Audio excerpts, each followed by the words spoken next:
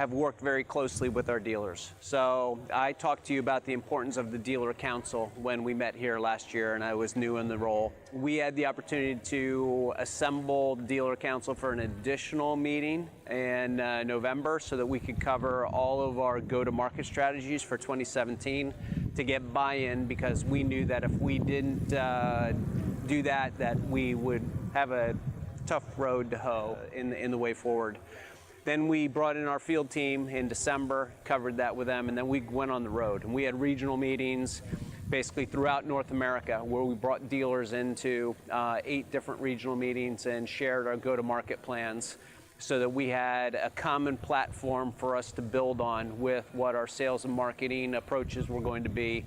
Everything, product and promotions and, the pricing structures and what we're doing on distribution as well. So we stabilized that with what we rolled out to the entire network. And we also have had monthly calls with the dealer council, and we've also had webcasts with our dealer network. So I think it's important for you to recognize the changes in some of the structure before I get to the point of what are we hearing from dealers.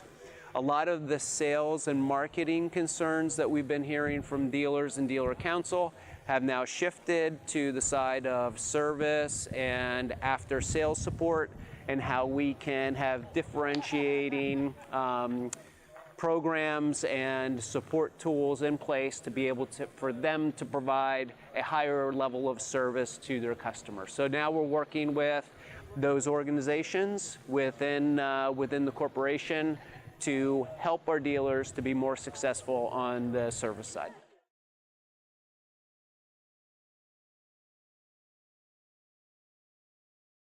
We have indeed, yeah. We've done a lot to improve our stability in our programming.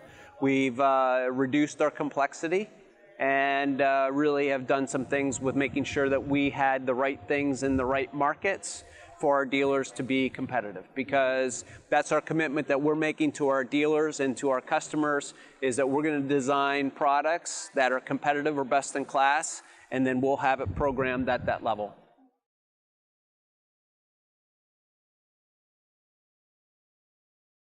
For us to say where are our customers, however far your arms can reach, you can probably cover that spectrum, right? I think where we have the most consistent application, the most engagement with our dealers and our customers is in Western Canada. So for those customers and those dealers and the networks that they have, the resources that they put in place is probably where we have the most consistent penetration in the PLM applications that we offer.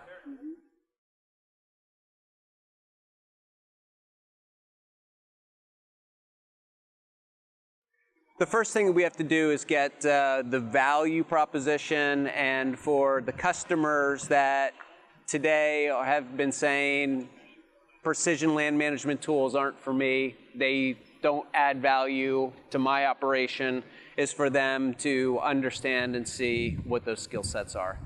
That will then drive the dealer network to say, I need to be in this business and I need to give greater commitment.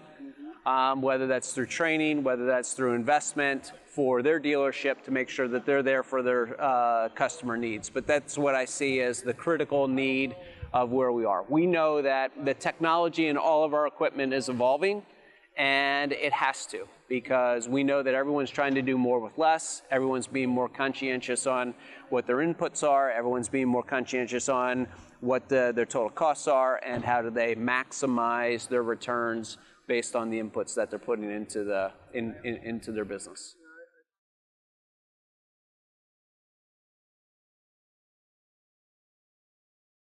Again, I think for us to talk about the North American market and the diversity and try to come up with one standard answer with where people are with technology is really unfair to the entire customer base.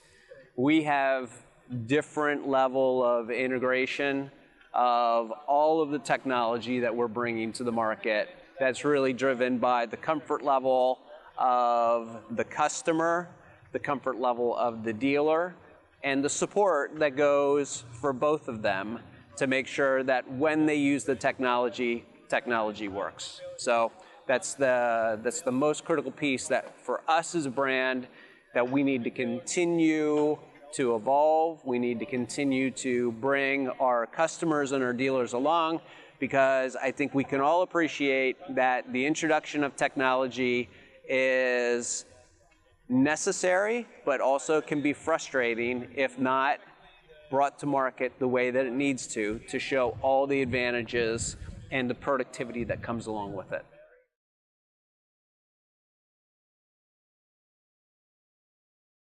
Well, I would start with the completeness of the lineup first, right? I mean, when you look at full line ag manufacturers, the number of them is relatively small.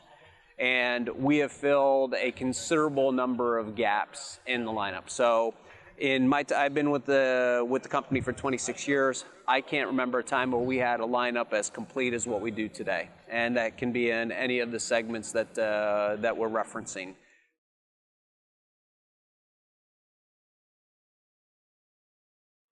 Well, I mean, if we take a look at 5 years ago, we weren't in the sprayer business, right? We didn't have a cabbed compact tractor. We had a spotty lineup in the compact tractor line. We didn't have maybe a refreshed lineup in some of our smaller tractors. We've taken the T4 utility tractor and basically pushed that down into the value segment for our customer base because it was a gap that we had. We've launched the PowerStar 65 horsepower to push that product down into a segment that we knew that there was a customer base and we've been very successful with. The T6 tractor behind you that's two-wheel drive now, that's all driven by the customer that said, in the T6000, we used to have a two-wheel drive customer in some of these operations that we still have a need for that. We're bringing that to market at a $10,000 discount for someone that doesn't want the four-wheel drive system in that tractor. With the launch of some of the balers, we launched those 2 years ago. We're coming with enhancements on that for some of the silage applications with some chopping rolls that go into those units as well to increase, again, the productivity. The extended bale chamber on the large square baler is another example of what we've put in place. I visited dealers on the West Coast. They talked about trying to get more capacity. We started with some bolt-on kits. Now we've taken it to the manufacturing plant in Zettelgem, Belgium, and we basically have it built into the frame, and we're getting 10% additional capacity out of that. That's a big deal to our customers, and it puts us basically in line with some of our competitors that have an extra density baler, and we're there with the 340 plus. The T7 heavy duty launch, taking that range up higher, someone that wants a smaller tractor but still wants a better duty out of that and a higher horsepower, heavy duty offering. So, I mean, significant changes throughout the lineup that we've brought to the market, which is really in response to our customers, our dealers, and our dealers wanting us to have a more complete line. So we continue to work on that every day. I mean, we're launching our new, specialty tractors, which are primarily for the West Coast. Those are now landing, and those are going into those markets with very good acceptance. So I think no matter what product line that we're looking at, we are continuing to bring new product to the market and fill gaps as well as enhance and improve. I mean, we have to take a look at where we were and where we've been. We've been through, multiple levels of tier introduction on the diesel engines. We're now through that, right? Now we got to get to, stage 5 is still a possibility, but right now we have a bit of a lull. But then you can see that what we're doing all in the alternative fuels. We had focus groups for 2 weeks in New Holland, Pennsylvania with customers and dealers to have them run the propane tractor right next to the diesel tractor so that they understood the torque rise, the lugging ability, and all the features that come along with that to get over some of the fears of, I don't know about this technology and if it'll work for us. Basically, when they went from one tractor to the other, they said, wow, really impressive. And we know that we have some markets, whether they're municipalities, whether they're fruits and vegetables, but the cleaner burning, possibly lower maintenance, lower fuel consumption, can be a real selling feature for us in those areas. So those are things, again, that we are evolving, and we continue to move forward as a brand, because we know it's important for our dealers to have differentiating products so that they can be successful in their local markets.